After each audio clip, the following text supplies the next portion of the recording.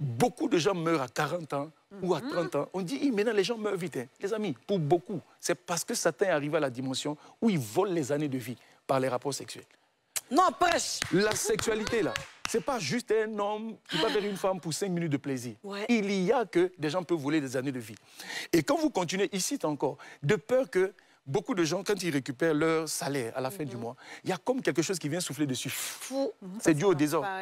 Maintenant, il est en train de dire, de peur que des étrangers ne profitent de toi, tes biens. Il est en train de parler d'eux. Je vais dire quelque chose peut-être qui va choquer beaucoup de gens. Mais est-ce que vous savez que la plupart des nations ne sont pas...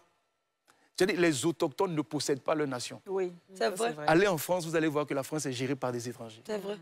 Pourquoi? Parce que, rapidement, je vous raconte une histoire biblique. Oui, bien sûr. Un prophète qu'on appelle Balaam, et quand il maudit, on dit tout ce qu'il maudit est maudit.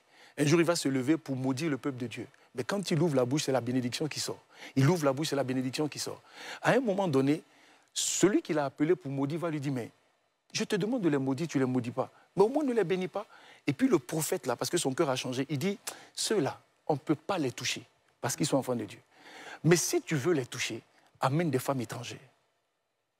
Et dès qu'on a amené des femmes étrangères dans le peuple, qu'ils ont commencé à accoucher, c'est terminé, ils ont perdu la guerre. Je suis en train de dire que quand Satan veut détruire une nation, débauche sexuelle.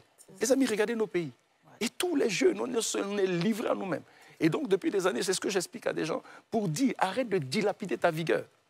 Les gens intelligents. Non, il y a Il y a des élèves à partir de la 4e. Ça, la 4e, ils ont commencé à chercher femmes. Et puis, c'est comme si les mathématiques, ils comprennent, ils ne comprennent plus. Parce qu'ils ont été volés. Il y a les grossesses en milieu scolaire. C'est ça. Des filles de Vous 9 ans. bloquez la destinée des gens. 10 fois bravo. Incroyable. Oui, tu as acheté quelque chose, Je Imam. pense que pour aborder dans le même sens, pour montrer la gravité de la fornication, Dieu dit dans le Coran, il dit, et ne vous approchez pas de la fornication. On ne dit pas ne forniquez pas, hein. On dit ne vous approchez même pas de la fornication. Parce que quoi? C'est une abomination. Abomination. Une ruse du diable. Donc, il faut faire très attention à ça. Ensuite, on nous dit dans les hadiths que le trône de Dieu est porté par 70 000 anges. Et quand quelqu'un a des relations hors mariage, ça fait trembler le trône de Dieu. Waouh. Pour montrer combien de fois c'est une abomination. C'est que le trône de Dieu a trop tremblé. Ensuite, on nous dit dans les textes que la fornication, ça réduit ton existence. Voilà. Donc, pour montrer combien de fois c'est quelque chose d'abominable, nous sommes dans une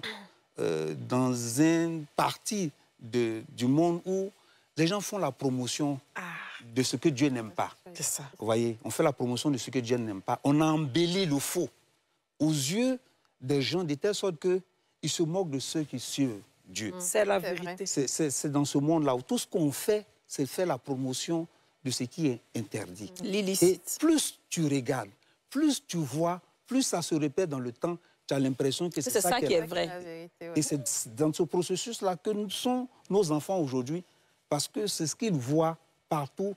Et même les aînés qui sont les repères sont devenus aujourd'hui des rapaces. Parce qu'ils n'arrivent pas à guider eux-mêmes. Donc, ça fait qu'on constate ce qui est là, il n'y a personne pour donner des conseils. Donc, pour dire que c'est une situation... Alors, je pense que oui, on peut fermer le sujet de la sexualité parce qu'on a beaucoup encore à dire. Non, mais c'est fort ce que vous avez dit. Venez voler notre émission. C'est la patte là qui est dans ma tête.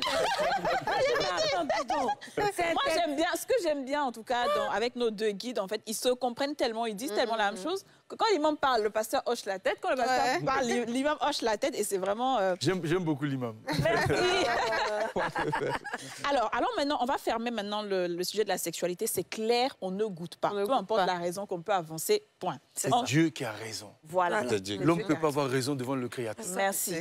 On a fini avec ça. Alors maintenant, sur les finances. Un peu. Non, une question rapidement. Est-ce que la formation au mariage garantit un foyer stable? Ah non. Non. Nous, on vous donne des outils pour avancer. Okay. C'est pourquoi j'insiste sur la partie de...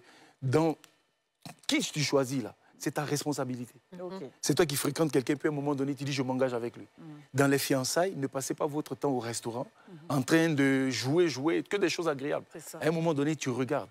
Si vous allez sur ma page, j'ai 12 grands chapitres que je présente que vous devez regarder. Voilà, sa conversion, il y a beaucoup de choses que vous devez regarder. Depuis qu'il est rentré dans votre vie, est-ce qu'il vous augmente? Est-ce qu'il vous diminue? Donc il y a des gens, quand ils viennent, ils soustraient, d'autres ajoutent. Et puis il y en a, ils vous multiplient. Mais il y en a qui vous divisent. Quelqu'un qui, dans les fiançailles, ouvre sa bouche pour dire tu es trop bête. C'est de suite là. Ça, c'est une flèche qu'on plante dans ton corps. Franchement, donc il faut, j'insiste là-dessus, c'est toi qui choisis. Mais maintenant, quand vous venez tous les deux, bien évidemment, la grâce de Dieu va vous aider à avancer. Mais nos formations aident. J'ai beaucoup de témoignages. Oui, il faut. Mais ça ne te garantit pas. Ça ne te garantit pas. C'est comme quelqu'un qui va en guerre. S'il s'est préparé, OK, il a des chances de gagner. Mais s'il ne s'est pas préparé, bah, ils peuvent très vite tomber aussi. C'est ça. Donc, c'est là. Oui, maintenant, dans la préparation, vous savez, c'est la pratique. Ce que nous enseignons dans ces écoles-là, c'est la pratique. Si vous allez prendre les cours que vous ne pratiquez pas, ça ne peut pas avancer. C'est vrai. Donc, ça aussi, c'est un élément important. On peut venir à l'école du mariage et puis sortir zéro parce qu'on va se dire, ce qui a été dit là, c'est dur. C'est dur de le faire, c'est un peu compliqué. On dit, ah non, quand ma femme parle, je dois l'écouter alors que chez moi... Donc, si tu décides véritablement, il y a des gens qui ont des diplômes mais qui sont à la maison. C'est vrai. Voilà. Donc, pour dire que si tu as le diplôme, il faut mettre ça en pratique. Surtout quand les mariés viennent prendre les cours. Parce que aussi, quand il y a un couple, il ne faut jamais faire un coup, la femme fait le coup et puis l'homme ne fait pas le coup. Ça devient compliqué. Ça devient même un danger dans le foyer.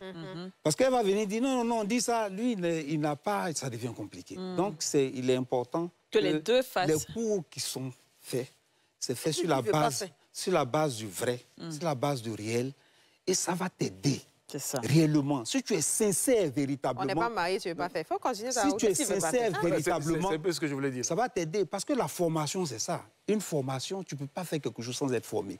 En notre temps, avant, au temps de nos parents, il y avait l'école du mariage. Il y avait l'école de la petite fille au côté de sa maman. Elle te parle. Et quand tout jouet te parle, toi, tu vas te marier, voilà comment on fait. Voilà comment la petite fille doit se faire chose. Pour préparer ça. Voilà ce que les hommes aiment. C'est vrai. Les petits garçons aussi, on lui enseigne. Donc, même dans notre éducation, c'est l'école qui se passe. Mais aujourd'hui, il n'y a pas cette école-là. Parce qu'on n'a pas de temps d'être auprès de nos parents. On est tout le temps à l'école, on va, on revient, et puis un jour, on a fini les études, et puis on nous dit de nous marier. On n'a rien appris. Donc, je pense que toute formation est utile. Donc, l'école du mariage, c'est une voie qui mène. C'est une voie qui mène. Voilà.